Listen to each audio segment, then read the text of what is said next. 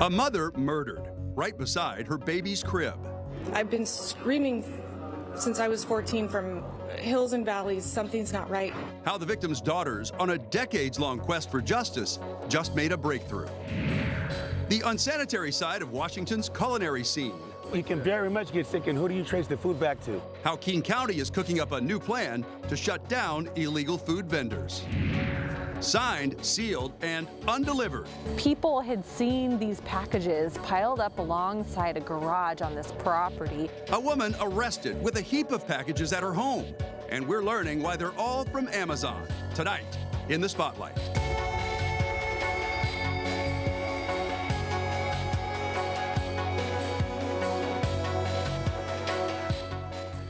Well, good evening and welcome to the Spotlight. And thank you for joining us. I'm David Rose. And we begin with illegal food stands accused of putting your health in jeopardy. Just recently, inspectors with Public Health Seattle-King County shut down a vendor in Federal Way at the corner of South 324th Street and Pacific Highway South. They had no permit, no refrigeration, hot water, or hand washing facilities. It is a region-wide problem that's been growing fast for the last 3 years. Not only can you get food poisoning, it creates unfair competition for the businesses that do follow the rules. No hand washing sink. They're here every day, right on O'Reilly's property. They're disgusting. They have no hand washing sink. This is cell phone video taken by LT, the owner of Seattle's Best Barbecue. So when you see a stand that pops up on a corner, how does that make you feel? I get mad. He's been documenting unpermitted food stands around King County. You can very much get sick, and who do you trace the food back to? The vendors show up at night, like this one near the stadiums in Seattle, violating city codes by setting up on sidewalks, blocking walkways. The food unrefrigerated, no licensing permit visible, no inspection. At any temporary event, they want you to have a hand washing sink. Well, these can hold hot water for up to 4 hours. They won't even do that. With hundreds of thousands of visitors expected for World Cup this summer, LT has a warning. They better crack down right now, because it's going to be bad. But closing them can be like a game of whack-a-mole. Oftentimes they pack up, they either relocate somewhere else and reopen, or as soon as we leave, they come back to the same spot and reopen. Dr. Iab Mazingia, who leads the food safety program for Public Health, Seattle and King County, recently told the Board of Health that inspectors try to lead with an education-first approach, providing information on how to get a permit, but the vendors are unresponsive. For the most part, they don't even engage with Public Health. They either walk away, there's definitely language barrier, or they would say, you could call my boss. Those bosses or owners live out of state, so he says they're working on launching a progressive compliance plan, education about the permitting on the first visit. On the second, inspectors will order them to dispose of their food, confiscating it if they don't. And then on the third, we will actually initiate a misdemeanor citation to the owners of the operation, not the workers. I'm going to take a temperature and make sure this is nice and hot. The influx of pop-up stands is creating extra work for inspectors like Kaylee Bartlett, who now has to respond to complaints about them in addition to the permitted businesses. We tagged along as she visited the Tijuana Tacos food truck. So we want to make sure that people are able to wash their hands. People have the equipment they need to keep food at a safe temperature. Any business serving food that is permitted and inspected in King County will display this placard that shows what their food safety rating is. Monica Rodriguez is the co-owner and chef. What's your best dish? What do people love? Obviously, our Tijuana beef birria is our #1 dish. She says she's more concerned with the safety of unpermitted food vendors than losing business to them. It's not just how you keep your food hot or whether you wash your hands or not. It goes all the way to where you source who's your source of ingredients, how you keep your ingredients safe, in your kitchen. Is it a proper kitchen? Is it a home kitchen? That's a concern for the health department too. When they can track down where the food is being prepared, they serve a cease and desist letter to shut them down. Illegal vending right there. Look at the carton. It needs to stop. The health department needs to correlate with the police department. The police department needs to correlate with the business license. If you don't have a business license, you should not be operating business. I got to have a business license in every city I work in, David. One city is taking a firmer stance. In February, the Everett City Council unanimously passed a law that makes it illegal to operate a food stand without a permit. It allows police to confiscate their equipment, and it carries a sentence of up to 90 days in jail for the workers. Elected officials in King County and Seattle might want to take note because so far the new law has worked. Police say the illegal food stands are not an issue in Everett anymore. The suspect in a hit and run in Shoreline that killed a 67-year-old grandmother has pleaded not guilty. 25-year-old Abel Zacharias appeared in King County Superior Court for his arraignment on a charge of felony hit and run. King County Sheriff's detectives arrested him on the UW campus on January 27th. Investigators say he hit Beverly Lockhart on October 4th as she was crossing the street. He never stopped or called 911. Detectives used flock cameras in Linwood and Edmonds to identify Zacharias' white Volvo that had damage to the bumper. Surveillance photos show him using his flashlight on his cell phone to look at the front end of his car to see the damage after the collision. Beverly served 4 years in the Army, was a mother to 4 and a grandmother to 3. Her oldest son says he doesn't know how anybody could do something like that and just leave. You know, I do have a lot of thoughts of what it was like in her last moments and what it was like as the driver was hitting her and what they saw, playing in my head. Zacharias showed up in court and he has no criminal history, so the judge allowed him to remain free on personal recognizance while he awaits trial. The next court hearing is scheduled for May 21st. A man wanted for a horrific crash on I-5 that killed a young mother back in 2017 is finally behind bars. We will find you. It's only a matter of time. Well, that was Trooper Rick Johnson talking about Jerry Denson back in 2018. Detectives say Denson was driving at a high rate of speed on I-5 in Kent when he lost control of this 2002 Buick Park Avenue. The car careened into a guardrail and another vehicle before landing on its roof. 28-year-old Joy Brannon, a young mom, was killed after being thrown from the back seat and into the path of 2 other cars. I spoke with Joy's mom back in 2018. It's heartbreaking. It's a hole that'll never be filled. Every day when I see that child, I have to go to another room and cry for him because he don't know. All he knows is his mommy is not here.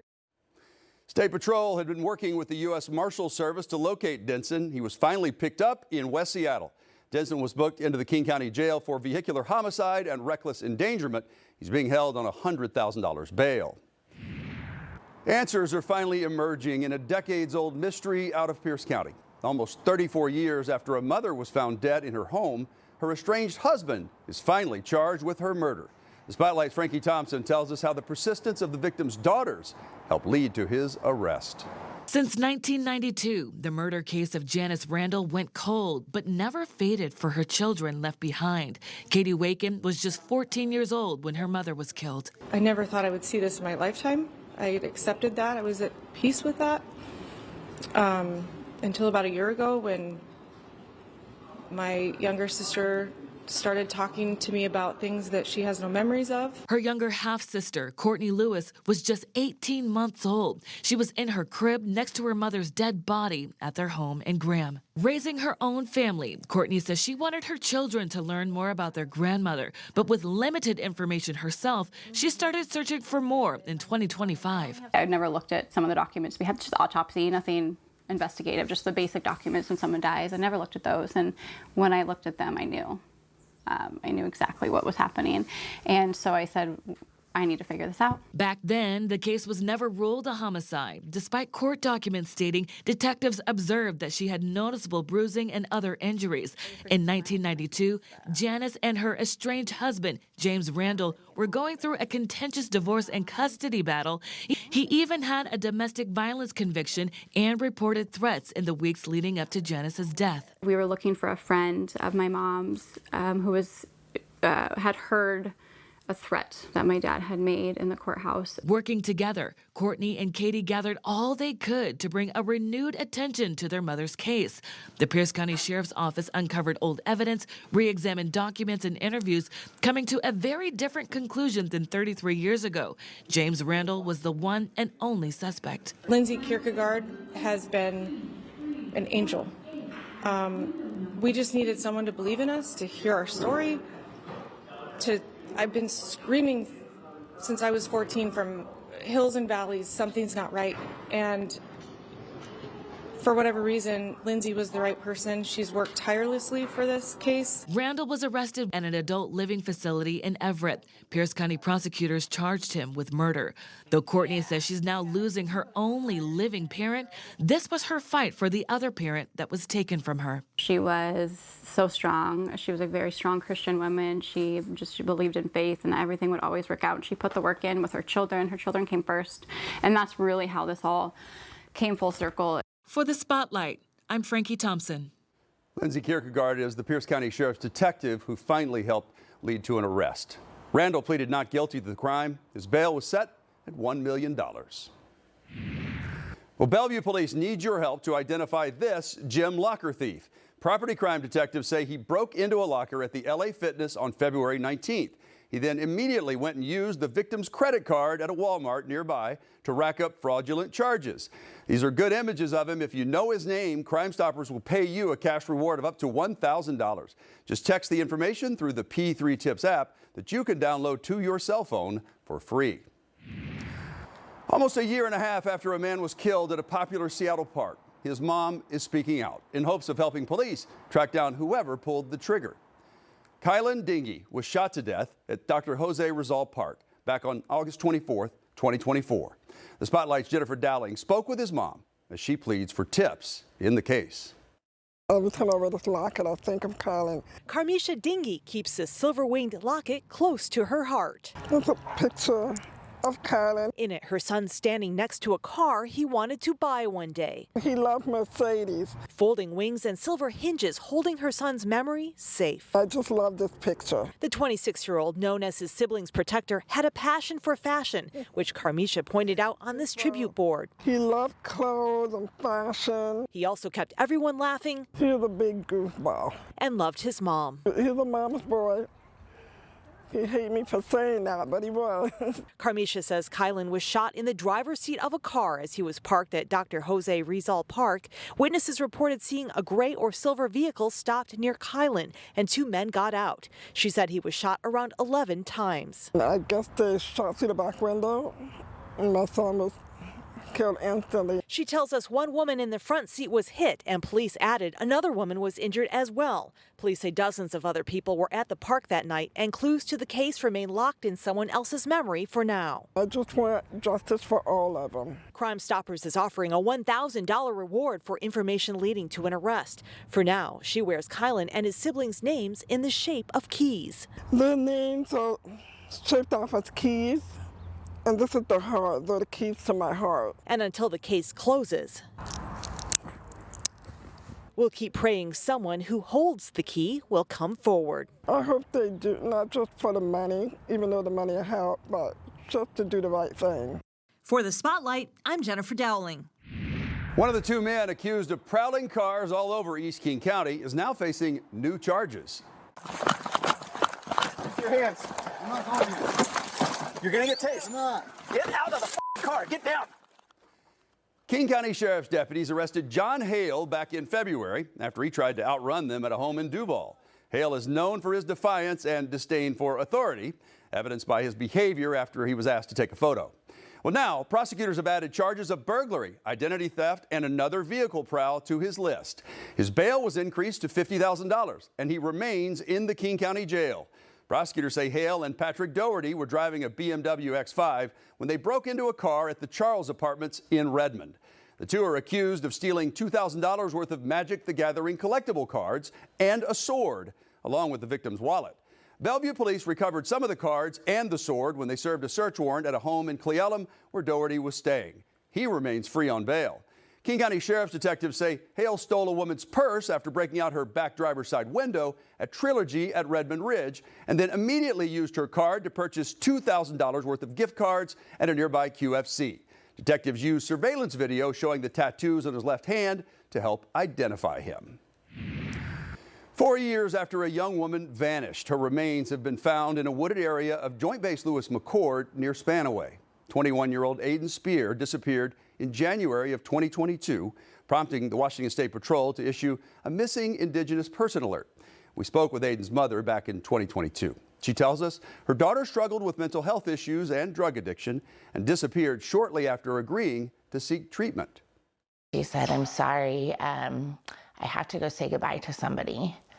And I'm still going to go. I'm really serious about this, but I have to say goodbye to them, so I'm going to be a little late." And that was the last time I've ever seen or talked to her. Aiden's remains were found in January. They were just recently identified as belonging to her. Investigators say they were in an isolated wooded area of JBLM that is accessible to the public. Anyone with information about Aiden Spears' disappearance is urged to contact the Pierce County Sheriff's Office. A local mother is still fighting for answers more than 4 years after her son disappeared. Austin Lemming was reported missing in Kent back in 2021. Last year, a major break in the case as Brian Mayers was charged with second-degree murder.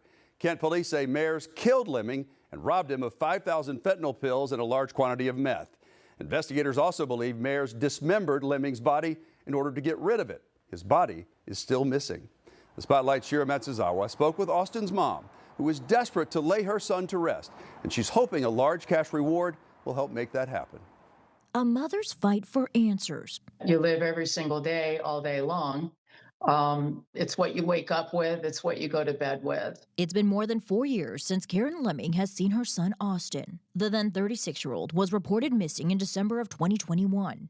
In November of 2025, a 46-year-old was arrested in connection with Austin's death. But he's not saying where Austin is. And anyone else who may know something also isn't coming forward. For somebody to know where somebody's loved one in, particularly when that person has a son and a family who loves them, to not come forward, to not give some sort of closure, some peace, some sort of healing to a family. I mean, everybody buries their loved one. We can't even bury our loved one. Despite it all, Karen remains hopeful.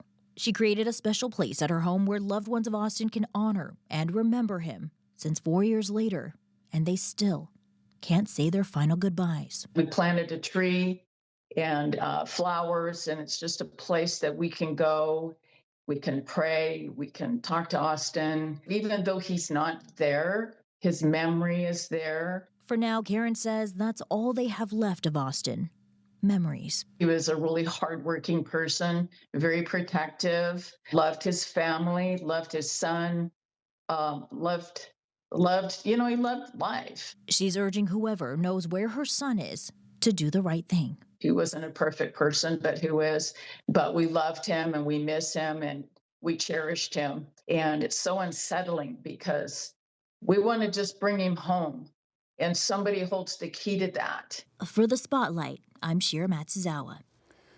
Brian Mayers pleaded not guilty. Prosecutors say the case is proceeding with the trial date scheduled right now for May, but that could change. Detectives have not been able to get any information out of him on where to find Lemming's body, but his family is hoping someone else may have a clue. So they boosted the reward in this case to $31,000, and it still stands for any information that leads to Austin's remains. You will remain anonymous. Submit a tip to Crime Stoppers. Call 1-800-222-TIPS or use the P3 Tips app. It's now been 5 years since a woman was killed in Tacoma, and this case remains unsolved. Back on April 26, 2021, Mariela Vargas Brown was shot and killed along Ruston Way, a popular waterfront hangout in Tacoma. The 29-year-old's body was found just outside her car, which had crashed into a pole. Mariela's family has no idea why someone would kill her. They believe she may have been hit by a stray bullet. If you have any information on the death of Mariela, please contact Crime Stoppers. Hundreds of packages from Amazon piled up at a home in Parkland. It may look like the work of a prolific package thief, but these deliveries never hit the doorstep. The Pierce County Sheriff's Office says they found thousands of dollars worth of undelivered items at one woman's home. Spotlight's Alejandro Guzman has more on who's behind that heap. That doesn't look right. Yeah. People had seen these packages piled up alongside a garage on this property.